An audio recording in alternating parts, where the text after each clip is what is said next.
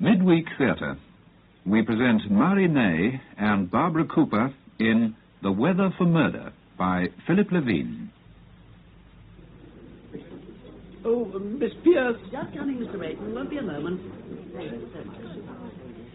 Yes, Mr. Rayton. Something else you'd like? Just my bill, please. Time I was back in the shop. Busy, are you? I've a pile of prescriptions that high. In July? Wouldn't have thought you'd be overworked this time of year. Warm weather brings its quota of complaints, too. You'd be surprised. Let's see, was a coffee and, A toasted bun. I promised myself I'd lay off the starch, but whenever I come in here, my resolutions fly out of the window. Still, this little place is like an oasis in the desert. I don't know what we'd do without you. That'll be 10pence. Cheap at half the price.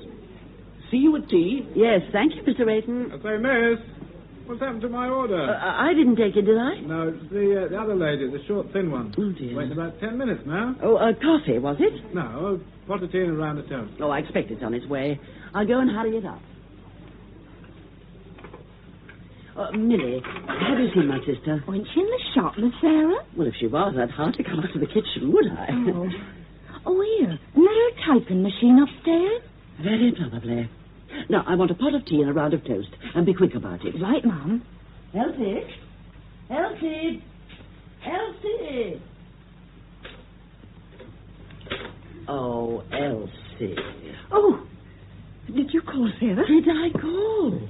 I've been shouting myself silly for the past 2 minutes. Really? I was concentrating. What on earth are you doing? I had a sudden inspiration. The most brilliant idea. Oh, surely it would have kept till later. You know I rushed off our feet between 10 and 11. It's bad enough for the two of us. I can hardly cope on my own. This is the most ingenious idea, Sarah. A whodunit, and it's set in one of those laundrettes. You know, where people take their laundry. Well, I'm afraid I can't stop and chatter now. Yes, but Sarah... Later, dear, later. Now leave that and come along down.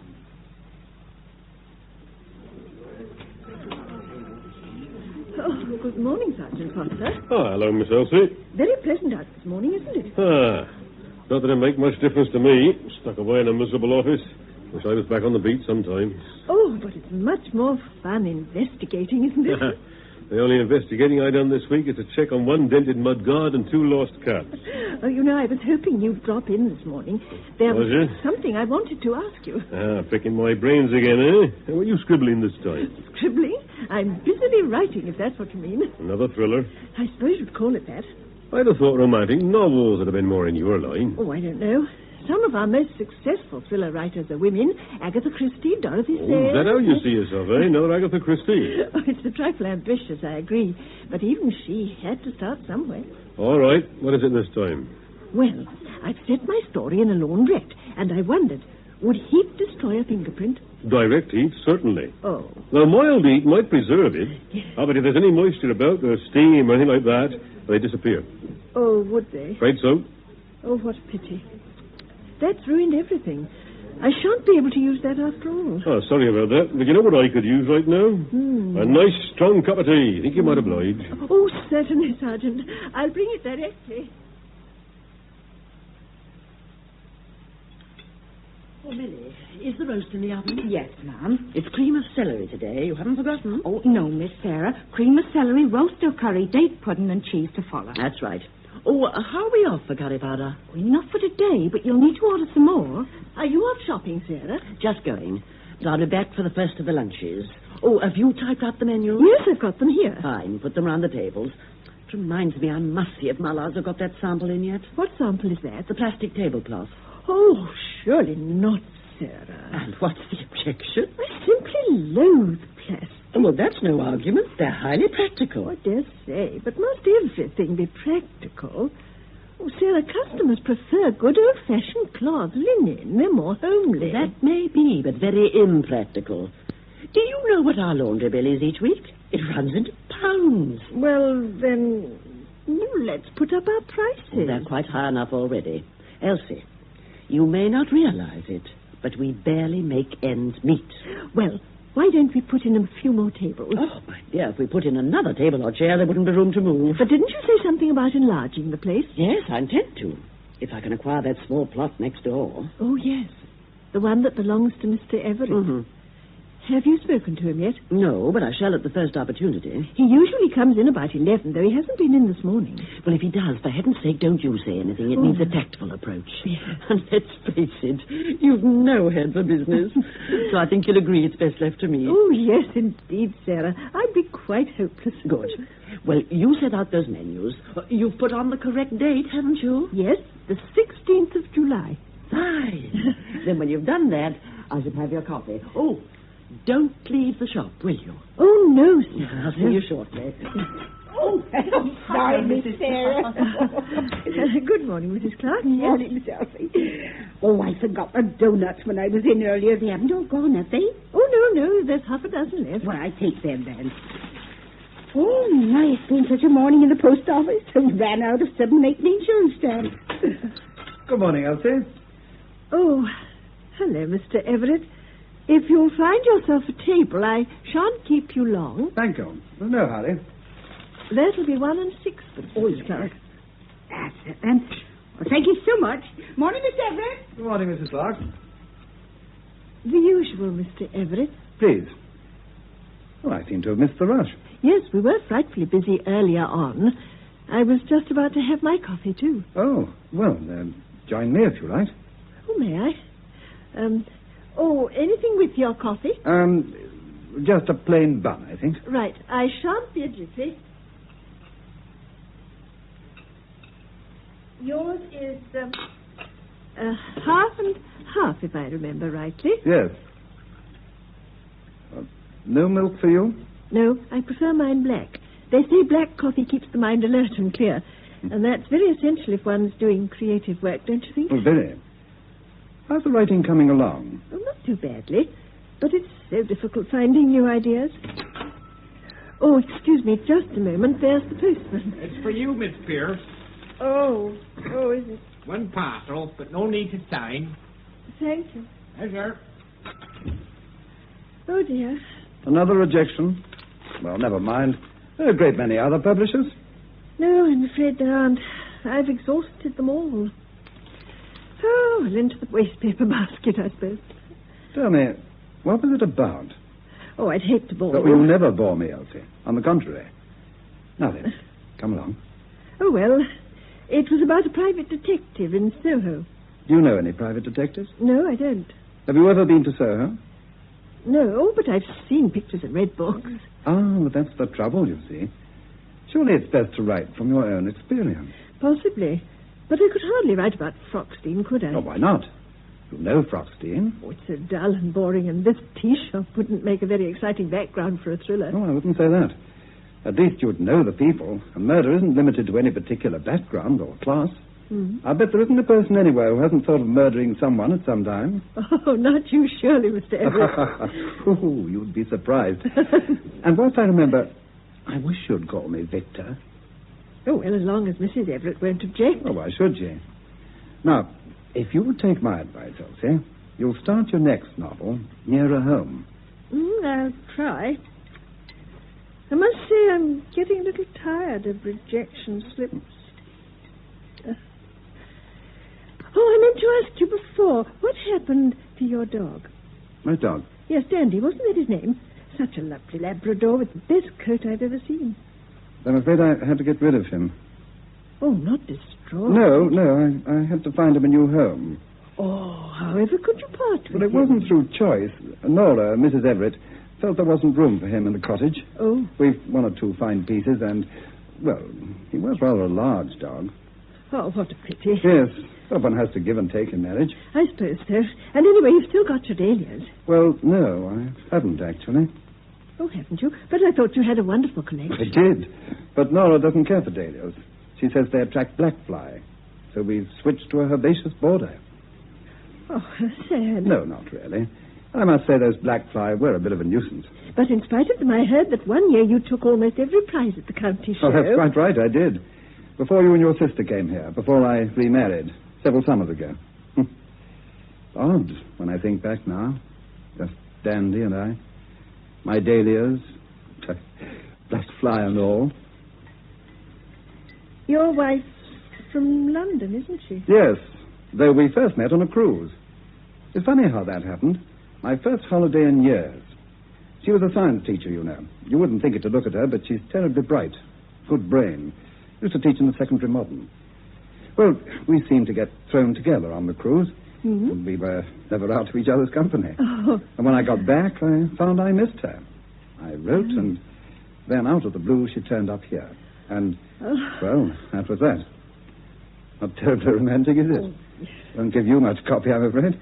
Well, didn't your wife find it very quiet here in Froxteen? Well, at first, Nora was all for moving back to town. Then suddenly she changed her mind. I think it was the cottage. And I'm not surprised at that. It's adorable. Though I only know it from the outside, and I love that beautiful bay window. Yes, that's the lounge. Oh, is it? It looks rather like an inn with that, what do you call it, bubble glass? Bullion glass. Yes, genuine, too. Not this mass-produced stuff. Yes. It's a bit warm in the summer, but I must say I find it delightful. The only thing is, one has to be careful with the furniture or the sun can blister the varnish. I can't imagine a lovelier cottage for retirement, Mr. Everett. Victor. Oh, yes. I'm not completely retired, you know. Not by a long chalk. I'm still on the boards of several companies. Are you? Yes, Harmsworth, Mutual Investments, not forgetting McCowan's. What, the big London store? Yes. As a matter of fact, I'll be driving up to a board meeting tomorrow. You wouldn't be going up to town, would you? Me? I thought perhaps I could give you a lift and we might have a bite of lunch together. Oh, thank you. Oh, but I rarely go up to town. Oh, well, some other time. Yes. Here's your sister. Well, time I was off. I'll take my bill, if I may. Good morning, Mr. Everett. Hello. I'm glad I caught you. I wondered if I might have a word with you. Certainly. Here, Elsie, give these groceries to Millie, would you? Oh, yes, sir, yes. Well, now, Mr. Everett, I hope I'm not holding you up. No, of course not. Well, what can I do for you? To come straight to the point, it's about that small vacant plot next door. I understand from my solicitors that it belongs to you. Yes, I bought it some years ago. It was part of the old Lingfield estate. Well, my sister and I were thinking of enlarging the shop. We're rather cramped here, as you can see. Well, if you're thinking of making an offer, don't make it to me. I'm sorry. I made over a few properties to my wife at the time of our marriage, and I have a feeling that's among them. Oh, I see. Well, there's no harm in your having a word with her. I'll tell you what. I'll mention it to her when I get back and ask her to telephone you. Would you? I'd be most grateful. But knowing my wife, I better warn you. She'll drive a hard bargain.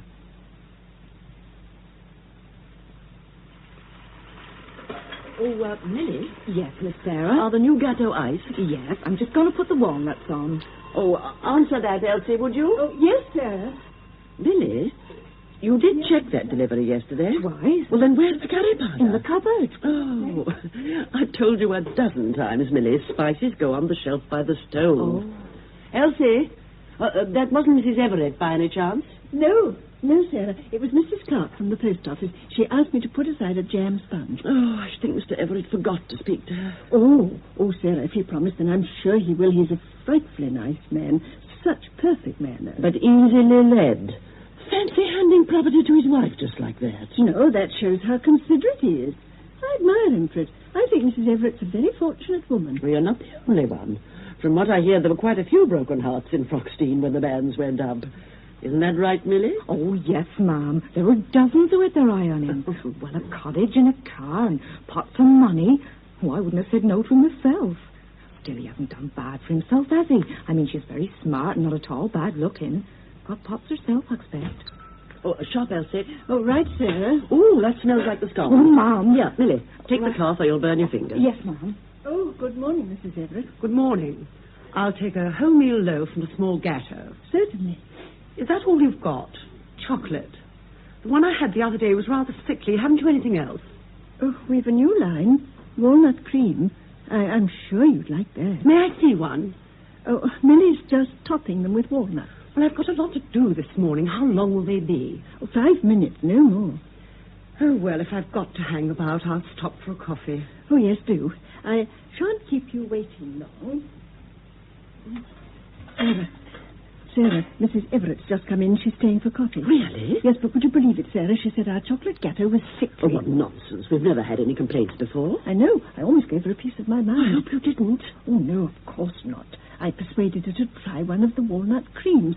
Are the walnut creams ready yet, Millie? Almost. I'll be through in it, Jessie. Well, then, I'd better take in her coffee meantime. No. I'll serve her. It'll be a good opportunity to talk to her about next door. Oh, yes, Sarah. Black or white, Mrs. Everett? Just a dash. That's fine. Oh, there's no sugar bowl. Just a moment. Don't bother, I take saccharin. Of course. I should have remembered by now. Anything else for you? No, not just now. Though I'm glad you brought the coffee in, Miss Pierce. It saves me telephoning. My husband mentioned you'd been inquiring about the plot next door. Oh, yes. As he may have told you, we're anxious to enlarge our premises. Business is flourishing, is it? Not exactly, but, well, as you can see, we're rather limited for space. In our busy times, it becomes rather chaotic. I see. Well, what sort of figure had you in mind? I'm not very sure. Judging from what we gave for these premises, I suppose the land must be worth about 300. 300? Oh, Miss Pierce, you're way behind the times. Oh? In the past year, prices have simply soared. Have they? Well, don't you read your newspapers? Building land's at a premium. Yours isn't the first inquiry I've had. Oh, no, I'm afraid I couldn't let that plot go under 1,200. 1,200? But that's exorbitant. Well, I don't think there's much point in our discussing the matter further, do you? So if my ghetto's ready, I'll settle the bill, and then I must fly. I have a very busy day ahead of me.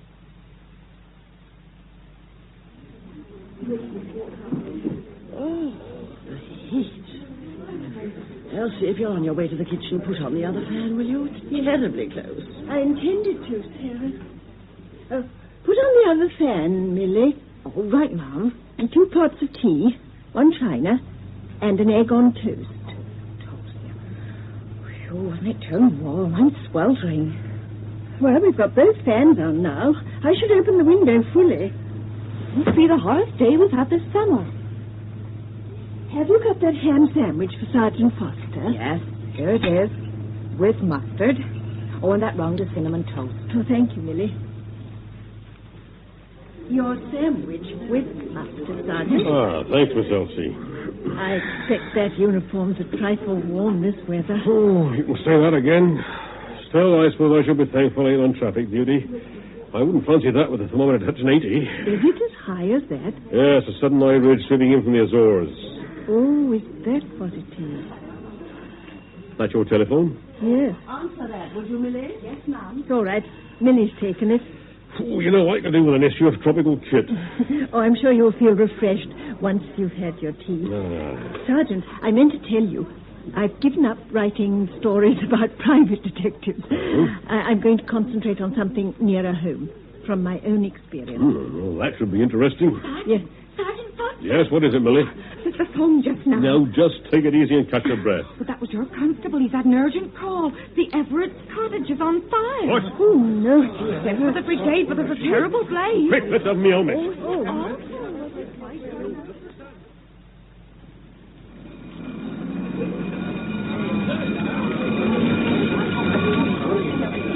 I'm afraid there's little we can do, Sergeant. It's like a raging furnace in there. Just burn itself out. Are you sure there's no one inside? Well, my men couldn't get within 10 yards of the place. We can only pray and hope. How do you think it started? Your guess is as good as mine. That old timber construction's a menace. Once it's alight, there's no holding it. Yes, some blaze. We're lucky it's isolated. At least there's no damage to surrounding property. You'll have to watch that garden shed. Oh, not to worry. My men have got their eye on that. Oh, I see we got ourselves an audience. Yeah, it's half the village turned over looking at it. I wish they'd keep their distance. They're getting a bit close to that fence. You leave them to me, I handle them. All right now, folks. Now, keep well back to that fence. Come along back now, please. Come along back. Sergeant, what a pity about that lovely cottage. Why, Miss Elsie, what are you doing down here? I never could resist a fire. Well, I must say, you won't see an oven like this in a hurry. That roof will be in any minute. Is Mrs. Everett safe? We're keeping our fingers crossed. She was in the shop this morning. Was she? What about her husband? He's gone up to London for a board meeting. He mentioned something yesterday. Now, where was this meeting, did he say? Yes, he's the director of McCowan. Oh, that's helpful. I'll try and get him on the floor right away. Now, do keep away from that fence, please.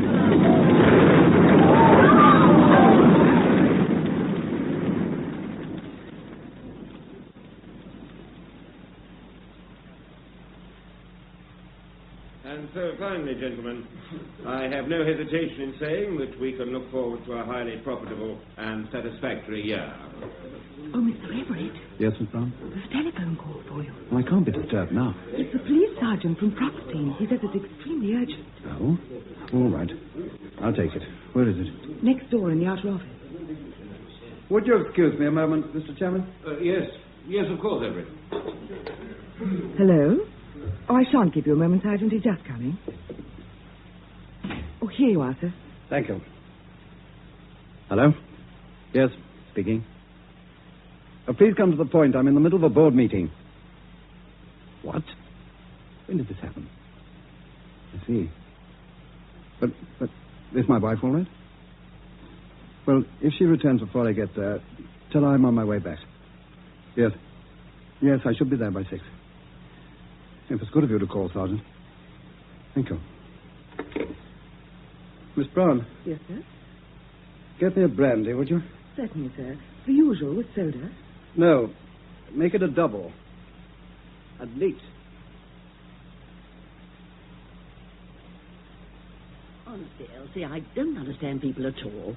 They only have to hear the word fire and they start behaving like a bunch of schoolchildren. It's just natural curiosity. Well, I can't see anything natural about it. It's morbid, if you ask me. I've never seen such a stampede. You, Millie? The place emptied itself so quickly, you'd have thought the tea shop was on fire. Well, you should have come too, Sarah. It was still burning when I left. Oh, poor Mr. Everett. He will be upset. Well, I hope he had the good sense to be insured. But that'll hardly compensate for the loss of such a charming cottage. And all the inconvenience, Sarah. I mean, where will the Everetts live? Well, they'll have to find a hotel. And to think of all their beautiful antique furniture. It'll be replaced if it's insured. Oh, but it's not the same. Be practical. One chair's the same as another. But they've lost everything. Except the garden shed. It's about time Millie was back. I'll have something to say to her, gallivanting off without so much as a by your leave. Oh, if she is now. And about time. Sorry, Ma'am, but the most terrible things happened. Oh? The fireman found a body in the cottage. Oh, dear. It's Mrs. Everett, there's no doubt. Oh, to think she was only in here this morning. Now, use your handkerchief, Millie, for goodness sake. Are they certain it was Mrs. Everett? Yes, I heard the fireman say. Oh, how dreadful. Oh, it was terrible, Ma'am. I had a police car there, and she was all covered in a sheet. Oh, dear.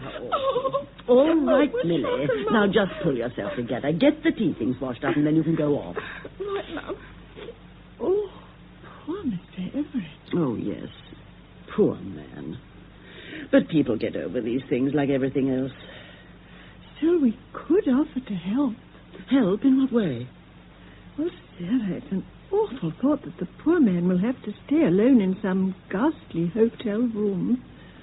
Couldn't we offer to put him up for a day or two? Well, I suppose we could. Oh, we've a spare room, Sarah, and he wouldn't be much bother. He could eat down here. Oh, surely it's the least we could do. I'm sorry to have brought you down here, sir, but it wasn't necessary for identification purposes. I understand, Sergeant. Oh, there's a deed box in my office. I'm afraid that's all that was salvaged. Thank you. Well, I suppose I'd better look round for a room of some sort. No need to worry, sir. Miss Pierce in the tea room said they'd be happy to put you up. Really?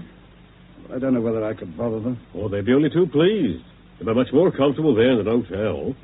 And we shall need you for the inquest. Now, Doctor, you examined the remains of the deceased? Yes. Would you state your opinion as to the cause of death? Shock, following multiple burns to the chest and abdomen. I should perhaps add it was not possible to conduct a normal post-mortem beyond a routine examination of the throat and lungs. Due to the extensive burns? Yes, though after reading the fire officer's report and noting the position in which the deceased was found, I'm of the opinion that Mrs. Everett was asleep in a chair when the flames enveloped her. Thank you, Doctor. Go on, Victor Everett. Victor Everett. I swear by Almighty God to tell the truth, the whole truth, and nothing but the truth. So help me God. Do take a seat, Mr. Everett. Thank you. You are Victor Everett, formerly of Hillside Cottage, Meadows Lane, Froxteen. Yes. On what occasion did you last see your wife? On the morning of the 17th of July, at about 10:30. I was due at a board meeting in London that afternoon, but I thought I'd go up a little earlier. My wife had some shopping to do, and we left the house together. As I say, around 10:30. And later that day at approximately 6:15 p.m., you identified the body of a woman at the Froxdean police station as that of your wife. Yes. Now, Mr. Everett, although we shall be calling an expert witness in a few moments, have you any comments to make at this stage as to the cause of the fire? No, I'm afraid I haven't. We didn't have gas in the house. My wife preferred electricity. And the entire cottage was rewired by the board about 18 months ago, shortly after my wife and I were married. Was your wife in the habit of smoking? No. Were there any inflammable materials stored in the house? None at all, as far as I know. I've a bottle of Sinners and some methylated spirits, but they're kept in the garden shed, well away from the house. So you can offer no explanation as to the cause of the fire? I'm afraid I can't. Well, thank you, Mr. Everett. You may step down. Call Mr. R.A. Jenkins, County Fire Officer. Mr. R.A. Jenkins, County Fire Officer.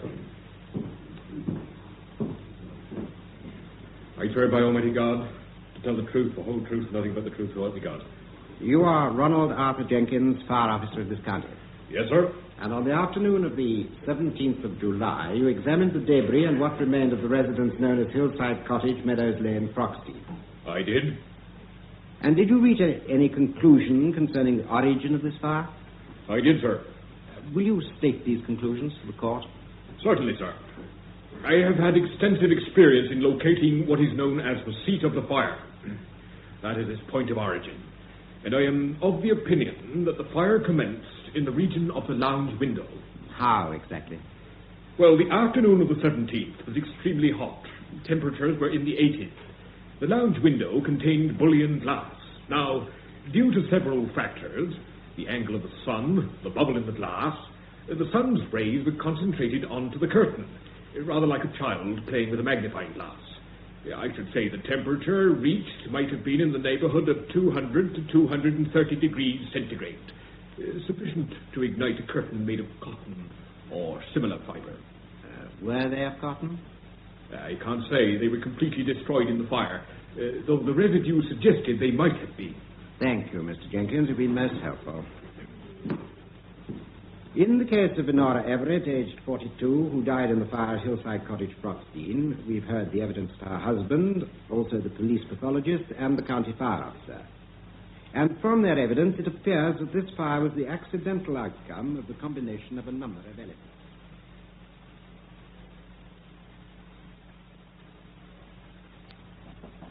Come in. Oh, I hope I'm not disturbing you, Mr. Everett. Of course not. I brought you a few flowers from the garden. Help cheer up the room. I saw you cutting them, but I didn't realize they were for me. Yes. Dahlias, too. Oh, thank you. Are you quite comfortable? Oh, very. I really can't thank you and your sister enough. You've been so very kind. Oh, not at all. Though I don't think I should stay here much longer. I've been here over a week. Oh, you're not any trouble. And it's quite a change having a man about the house. Well, I'm negotiating for another cottage, but these things do take a little time. Well, as far as I'm concerned, you're welcome to stay till everything's settled. Thank you. How's the writing coming along? Oh, well, I've been thinking about what you said. Finding a subject nearer home. Yes. And to tell you the truth, I did get an idea, but, well, on reflection, I thought it might be in bad taste. Ah, now, that immediately makes my ears prick up. Tell me more. Must I? Come now. It surely can't be as bad as all that. You might change your mind if I tell you. Well, you try me. Well, if you must know, it came to me during the inquest. The inquest? On your wife.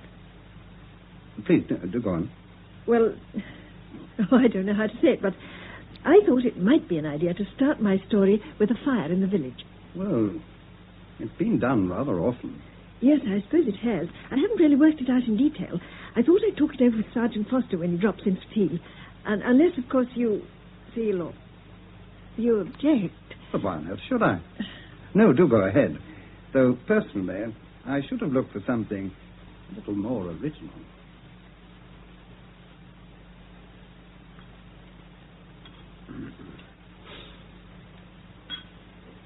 Have you seen the Gazette, Sergeant Foster. What's that? There's a picture of you and Mr. Everett leaving the coroner's court. Oh, is there? Oh, those reporters, they just can't leave well alone, can they? Mr. Everett's turned away slightly, but it's a very good likeness of you. Well, let's see. Good grief, that's an insult, whoever that was, but take it away. Oh, by the way, I noticed you at the inquest, Miss Elsie, scribbling away in your notebook. Did you? Yes. You see, finding myself in a coroner's court amidst tragedy, as you might say, I had a sudden inspiration. Oh, not for another thriller. Why, yes. Surely it's best to write from your own experience. Now, you watch your step. That sort of thing can upset people, you know, and you could find yourself in a libel suit. Oh, no, my village would be entirely fictitious, Sergeant. I was going to call it Medborough or something far removed. I shouldn't think of causing anyone offence. Well, who's your choice for a victim? Well, I had in mind an attractive middle-aged woman. I say. That's pushing coincidence a bit too far, isn't it? Oh, yes. Yes, I see what you mean. Oh, well, she could be young, I suppose. It doesn't really matter. What about method? Given that any thought? Well, to be honest, the thing that sparked me off, forgive the pun, was the idea of the bullion glass. But instead of it being an accident, in my book, the fire's caused deliberately. Sounds a bit far-fetched to me. As I dare say it is. Oh, but I was hoping you'd be some help, not put a damper on it. Well, you must be realistic, Miss Elsie. Now, sit down a minute. Oh, yes. Now, perfect murder requires, among other things, perfect timing. Yes. And no murderer would ever leave things to chance. What happened at Hillside Cottage depended on quite a few things outside anyone's control. Now, for one thing, the weather. Mm-hmm. Then Mrs. Everett being alone and dropping off like that. And as the fire expert said, the choice of curtains. Yes, you have a point there. Mind you, I suppose there is such a thing as dramatic license. I suppose your murderer could have kept his eye on the weather reports. We're just waiting for a scorcher. But with our climate, he might have had to wait half a lifetime. And then to make sure the victim did drop off, you could always slip her a couple of sleeping tablets. Yes, Sergeant, yes, but wouldn't that show at the autopsy? Depend on what's left of the victim. In the case of fire, it's unlikely. Then regarding the curtains, I suppose one could persuade the victim to buy cotton. Well, that's stretching imagination a bit, don't you think? Yes, doesn't sound very convincing. And anyway, even if the murderer did go to all that trouble, how on earth would I catch him out? The husband, you mean? Yes, how would I solve it? Well, that's your little problem, isn't it? I'm no writer. Although, for what it's worth, in my experience, criminals invariably have to lie somewhere along the way. And the trouble with liars is they have such bad memories. Sooner or later, they'll drop a clanger. So when you settle down at your typewriter, I'd bear that in mind if I was you. Yes. Oh, forgive me, Elsie. I didn't realize you were in here. Oh, do come in. Oh, thank you. The pot's still warm. Would you like a cup? Oh, thanks. No, don't you get up. I'll see to it. Would you like a second one? Oh, It'd give me pleasure to serve you for a change. thank you. Sarah's at a club committee meeting. Oh, another? She can't sit still for a moment. Always doing something. Been like that all her life, even as a child. It must get rather lonely for you. Oh, I'm used to it. I'm afraid that's one thing I've never got used to. Loneliness. I'm a person who needs companionship. Here you are. Thank you. You must miss her dreadfully. Who? Your wife. Oh, yes. Oh, I'm sorry. That was tactless of me. Oh, not at all. One can't grieve forever, can one? No point in moping. There comes a time when one must face reality.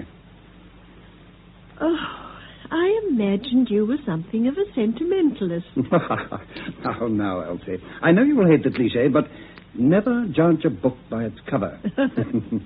Throughout my professional life, I've learned to adapt myself to the situation. It's the only way. I'm different. I've never been willing to accept second best. That's probably why I've remained an old spinster. Not old. Oh, come now. As you said, one must face reality. Perhaps. But it still puzzles me why somebody hasn't snapped you up long ago. Oh, forgive me. Would you like a piece of cake? It's chocolate. Yes, I think I will. No, not too large a slice. It's our own, you know. Yes, I've had your gateau on several occasions. They're excellent. But the one I'm really partial to is that new one of yours. What do you call it? Walnut cream. Yes, that's one of Sarah's creations. Walnut cream, did you say? Yes. Even Nora was aghast when I asked for a second helping. Well, don't look so surprised. I have a very sweet tooth. I'm sure you must have noticed. Yes, of course. What is it? Are you all right? I'm sorry. I hope you won't think I'm being rude, but I've a slight headache. I think I'll have an early night. Elsie? Oh, in bed already? Yes, I was feeling rather tired. Oh, well, then I won't disturb you. No, don't go, Sarah. Hmm? Did the meeting go well? Very. The bazaar's to be held on the 25th. I've promised them one or two things. Oh, I should give them a sponge or a gatto. I probably will. That new one of yours. Walnut cream is very popular. Yes, I'm feeling rather proud of that. You know, I suddenly realized the very first one went to Mrs. Everett. Oh, did it? Oh, yes, you're right. I remember now. The day of the fire. And if Mr. Everett drove to London at 10:20, he couldn't have had any of it. Well, he's made up for it. He had several portions of tea yesterday. Oh, did he? Yes, but what I mean was... Now, you lie back and I'll straighten your pillow. There. If you're feeling tired, this is no time to chat. There.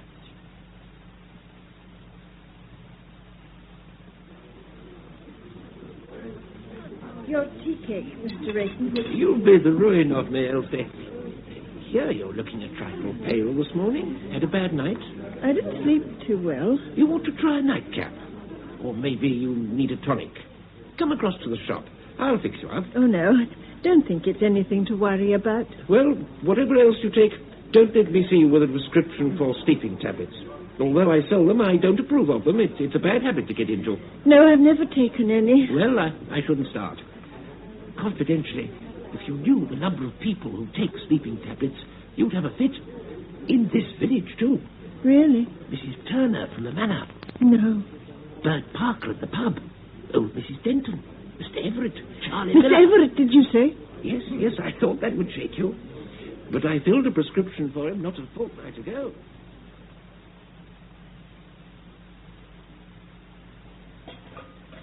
Millie, have you seen Mr. Everett? Yes, he went out early. Where to, did he say? He's gone along to the cottage, I think. What, Hillside Cottage? I expect so.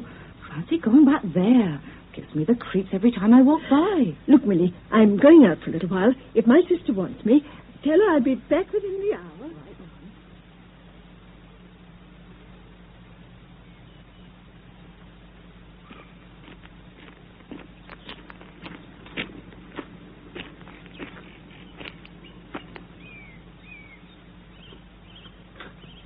Who's that? Oh, it's you, Elsie. Oh, you did startle me for a moment. I'm sorry, Mr. Everett. Oh, what are you doing out here? Oh, just taking a stroll. Hmm? I noticed the shed door was slightly ajar, and I thought someone had broken in. No, it's been under lock and key since the fire.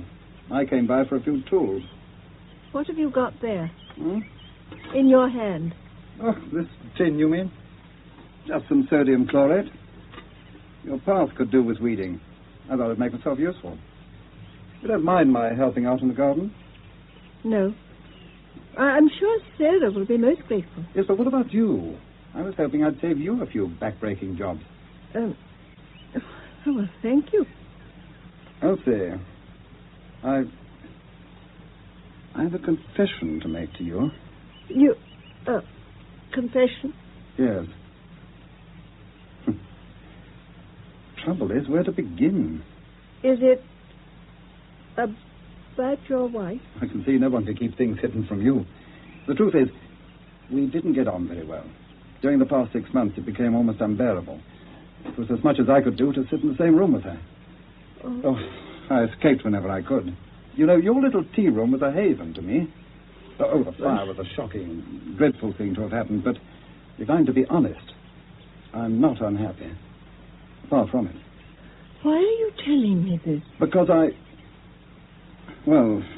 with everyone offering their condolences, it's been a great strain having to keep up this pretense. I needed to tell someone. Who better than you? Oh. You were up rather early this morning, weren't you? Always been an early riser. Oh, didn't you sleep well? On the contrary, never better. Sarah came in rather late. I thought she may have disturbed you. No, I'm a very heavy sleeper. Have you always been like that? Yes, since I can remember. I'm one of those people who drops off the moment their head touches the feather.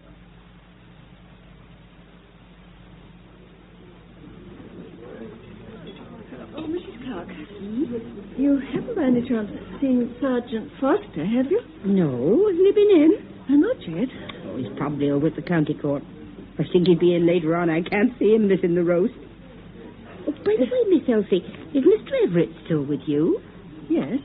You know, my husband and I offered to put him up, but you got in first. Oh, I don't doubt he's comfortable here. Not much trouble, neither, is he? Oh, none at all. No. Awful thing to have happened when you come to think of it. Such a nice man, so considerate to her, although she was a bit of a so-and-so. Yes. You know, I've never known a man worry about his wife's health and comfort as much as he did. Really? Yes. You know, she was very susceptible to rheumatism, as Mrs. Everett. No. Oh, well, nothing serious, but he'd never take any chances with her. Now, this would take a lot of believing, but do you know, he used to ring me up at the post office daily to put him through to London for the weather report. Never missed a day throughout the summer, just in case of rain. Now, wasn't that considerate? Yes.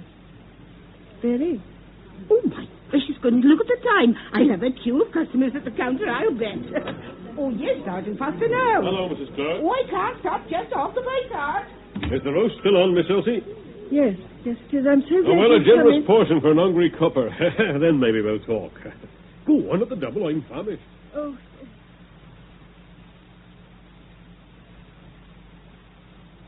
Have you finished, Sergeant? Thank you, Miss Sarah. Lovely bit of beef. Glad you enjoyed it. Elsie's bringing the coffee. Why, you seem to be your last customer. Hope I ain't holding you up. No, we won't start serving tea till about 3. Your coffee, Sergeant. Thank you, Miss Elsie. Oh, Elsie, while I remember, as it's half day tomorrow, I promised to help with the bazaar. Will you be going out? I don't think so. Why? Well, that new mixer should be arriving. I'd like someone here to take delivery. I'll be in, Fine. Sarah. Then I can let Millie go off. Well, Miss Elsie, you found a solution to your fire story yet? Yes and no. You remember that lie you spoke about? Uh-huh. Well, I had an idea about that. In my story, the wife purchases a cake on the day of the fire, after the husband was supposed to have gone up to town. It was a new kind of cake, but the husband at some later date remarks on its flavour. Now, that would prove he was at the house at the time of the fire, wouldn't it? Not bad. Well, it might be difficult to convince a jury. But if one could prove he got a prescription for sleeping tablets, though he was a sound sleeper... Mm-hmm. Possessing sleeping tablets doesn't mean he administered them. But if one also had a witness to prove he made daily inquiries about the weather, on the pretense of his wife's rheumatism... You still have to prove criminal intent.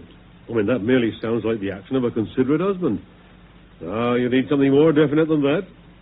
No, I don't want to encroach upon your territory. Oh, no, please do. And I think some of these ideas are jolly good, but you know where the weakness lies, don't you? No. Those curtains.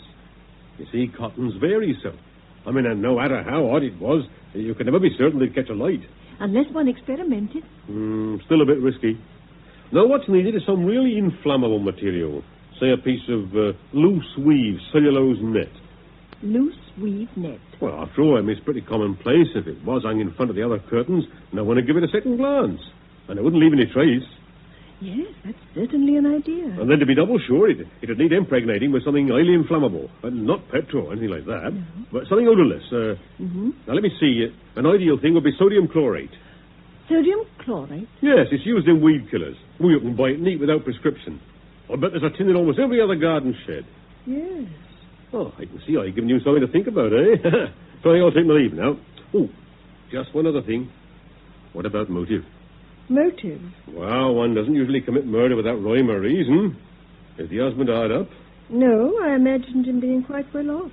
Well, then, if it's not revenge or fear, that leaves you with the other woman. The other woman? Well, you know the sort of thing. The sympathetic friend in the background. Somebody can escape to when the wife gets too much for him. Would a man really commit murder for another woman? Would he? You're joking, aren't you? Well, what better motive than the eternal triangle? Why, sometimes the other woman doesn't even know it's happening. The husband waits until the wife's dead and buried before he drops a hint. Really? Oh, I see. I made you blush. Oh, well, I hope I haven't been too forward. No, of course not. Well, it's time I was moving. I hope the book goes well. But if it sells, I shall expect my 10%. Afternoon, Miss Sarah. Oh, good afternoon, Sergeant Foster. Oh, Elsie. I'm just going out. I'm going to get my coat, Sarah. I'm going across to the draper's. What for? Well, the sun bothers me when I'm at the typewriter. I thought I'd get a few yards of net curtaining. Net? Well, that's not terribly practical. Why don't you get some casement cloth? No, Sarah. I'd rather have the net.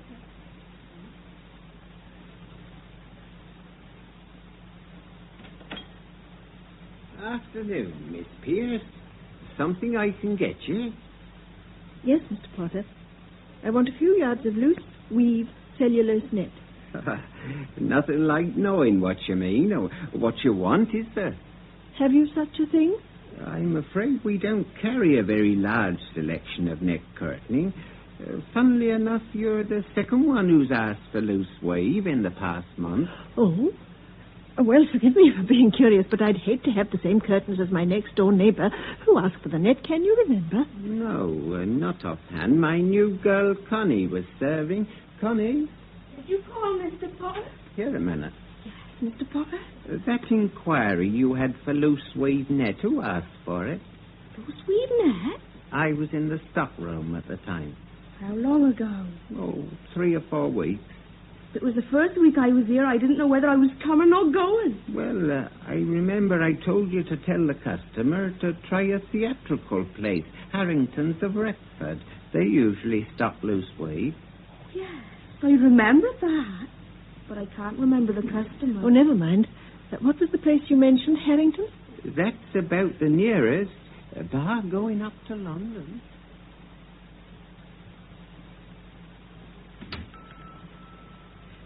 Sarah. You didn't have any luck, I see. No, I shall be going into Retford tomorrow afternoon. Tomorrow?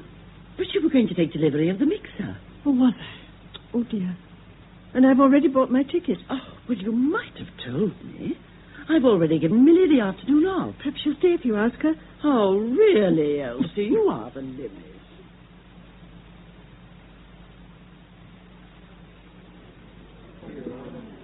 Yes. Can I help you? I wonder if you can. Harringtons are renowned for their selection, madam. What are you doing? Gilbert and Sullivan? Or would it be a play? I beg your pardon? What costumes are you looking for? Oh, no. No, it's material I want.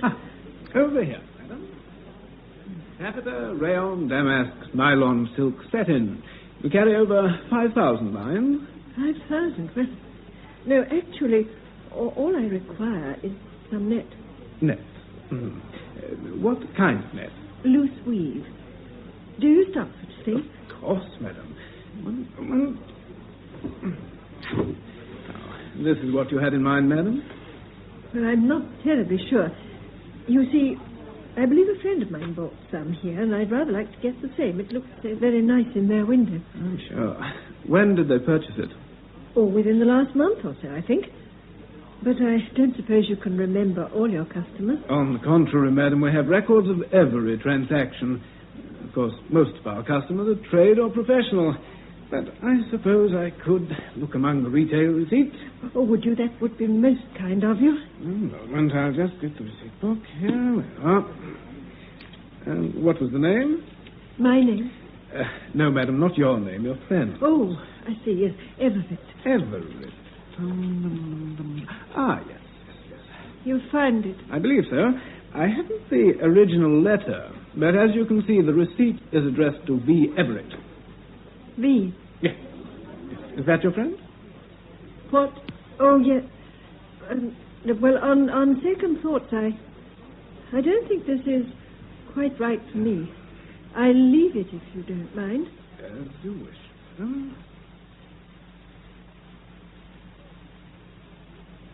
Good afternoon, Miss Pierce. Looking for Sergeant Foster? Oh, yes. Yes, Constable, I was. Is he about? Oh, you just missed him, but he could be back shortly. Can I take a message? No, but I would like a word with him as soon as possible.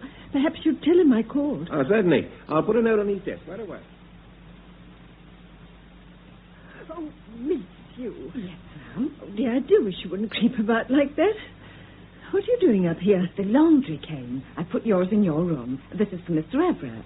Is he in? No, he went out after lunch. The mixer arrived. Did it? Oh, it isn't half smashing, all red and white with ever so many gadgets. Well, I'd better get rid of Mr. Everett's laundry, I suppose. No, I'll put it in his room. Oh, Lily. right, Mum. Oh, thank you. You can go off now. Oh, thank you, Mum. See you tomorrow.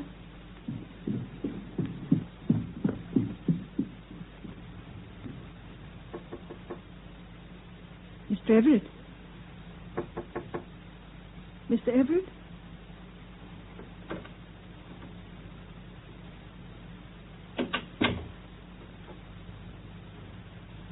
Oh. Now I wonder... A deed box. Oh, it's open.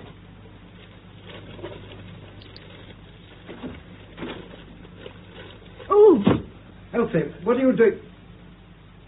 That deed box was in the drawer when I left. I suppose you've destroyed the receipt. Receipt? What receipt? Don't pretend. You know very well. The receipt from Harrington's for the cellulose net. You've gone quite pale, Mr. Everett. It's always something of a shock to be found out, isn't it? Found out? Is that all you can say? Not that I want to listen. No, please. Kindly let me pass, Mr. Everett. No. I asked you to let me pass. Elsie, please, I must talk to you. I see no Look, point. I can guess what you must be thinking. You imagine that... Imagine? Really? Do you deny that you lied to the police and the coroner about the time you drove up to London? No. Or that you obtained a prescription for sleeping tablets when you sleep perfectly well without them? You obviously know, so how can I deny it? Or that for weeks you inquired daily about the weather? That's perfectly true. And that you purchased 6 yards of loose weave netting and impregnated it with weed killer to make it more inflammable? That I do deny. But I saw you with the tin of sodium chloride. But I didn't purchase it. Your name was on the receipt for the No, net. I can... Don't deny it.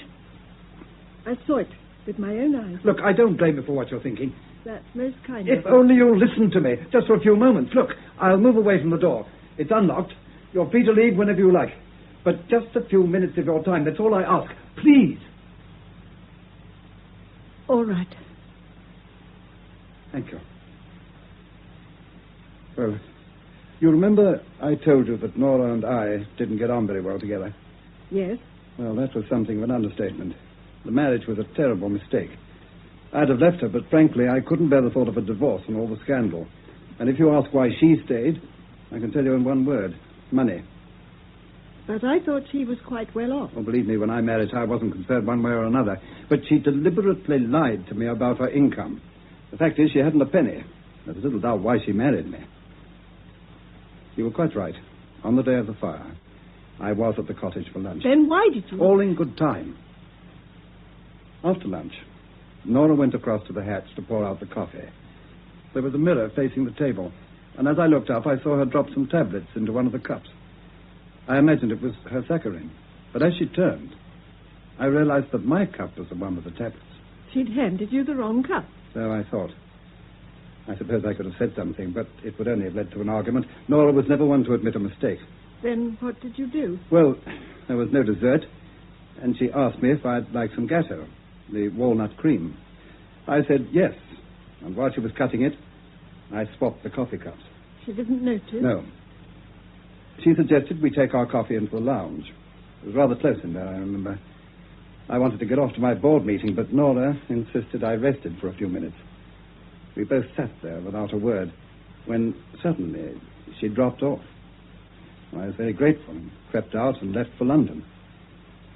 During the drive, I reached for my handkerchief and found a small tube in my pocket. What tube? Nora's sleeping tablets. Mr. Rayton said he supplied them to you? He did. Nora rowed with everyone, including the local GP. Phenobarbital's on prescription, so I had to pretend they were for me. It was the same with the weather report. She got a sudden mania about her health. If I didn't check, she wouldn't step out of the house. But what were the sleeping tablets doing in your pocket? You may well ask. I'd seen them on her dressing table earlier on. It was full. But now, 3 tablets were missing. What? I didn't know what to think. Then after the board meeting, I received the message from Sergeant Foster. He didn't mention Nora, but during the drive back, I felt uneasy. It suddenly struck me that Nora might still have been in the cottage. Understand, I was confused. Supposing those sleeping tablets were meant for me. She drugged my coffee and planted the tablets in my pocket to look as though I'd taken them myself. And the fire wasn't just an accident. I realized that if traces of phenobarbital were found in Nora's stomach, it might prove very embarrassing, to say the least. That's why I lied about the time. Everything was destroyed in the fire except that old deed box. Nora used to keep odd bits of correspondence in it. I didn't look through it until after the inquest. I knew about the sodium chloride, but it wasn't until I found this that I was certain Nora had tried to murder me. Murder you? Yes. Look at this. What is it? It's a brief note from Harrington's confirming her order for the cellulose net. But the receipt was marked out to you, V. Everett. Her name was Venora. I called her Nora for short. Venora? But then, why didn't you go to the police? Well, what purpose would it serve? Another inquest, more questions, reporters? Besides, I'd have had to admit I lied about having lunch at the cottage. And after all, if I could lie about one thing, I could lie about the tablets, the weather reports, and even that order for the net. Yes. I'll make no bones about it, Elsie. I was afraid. I don't say I would have been found guilty, but there was always that possibility. Yes. There is still, if you go to the police. But that's up to you. I shan't stop you. You're free to leave whenever you like. Come in. Oh, yes, Millie. What is it? Sergeant Foster's on the phone, ma'am. Said you left a message for him. Oh, yes. Well, look, Millie, apologize for me, would you? Tell him it wasn't frightfully important. I'll call him back later. Oh, yes, ma'am. I believe you, Mr. Everett. Thank you. Thank you.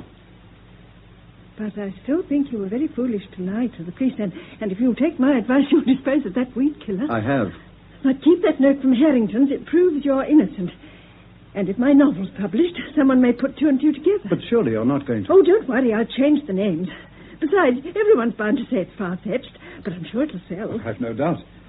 Well, thank you again, Elsie. And if there's anything I can do for you at any time, you won't hesitate to ask, will you? Well, just watch over my dailies, that's all. And, there is just one other little thing. Yes? Please don't think I insist by any means. I'd hate you to feel that, but my sister's terribly anxious to acquire that little plot next door. Oh, she can have it. Oh, no, we'll pay the market price, Mr. Everett. Please, Elsie. Not Mr. Everett. Oh. Victor. Now, Elsie, I need your signature. Yes. Here, Yes. here, and here. Yes. Terribly exciting, isn't it? Fine. Now, this can go straight off to the solicitors. And the builders should be able to start early next month. Oh, I'm so pleased. I can't tell you. It wasn't easy. Mr. Everett was a hard nut to crack. I had to fight every inch of the way. Did you? But finally, I got him down to 200. How clever of you. It's a good job one of us has a head for business. Oh, it certainly is. I have to hand it to you, Sarah. Oh, you're the practical one. You are really dear.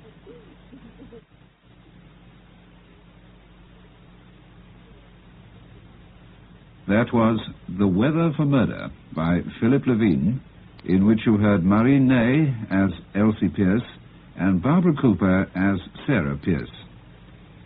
Mr. Rayton was played by Derek Blomfield, Millie by Peggy Butt, Sergeant Foster Julian Summers, Mrs. Clark Vivian Chesterton, Mr. Everett Derek Birch, Mrs. Everett Stella Tanner, Miss Brown Zibba Mays, Coroner John Brining, Mr. Jenkins William Edel, Mr. Potter Louis Stringer, Connie Angela Piper, and the costumier Donald McKillie.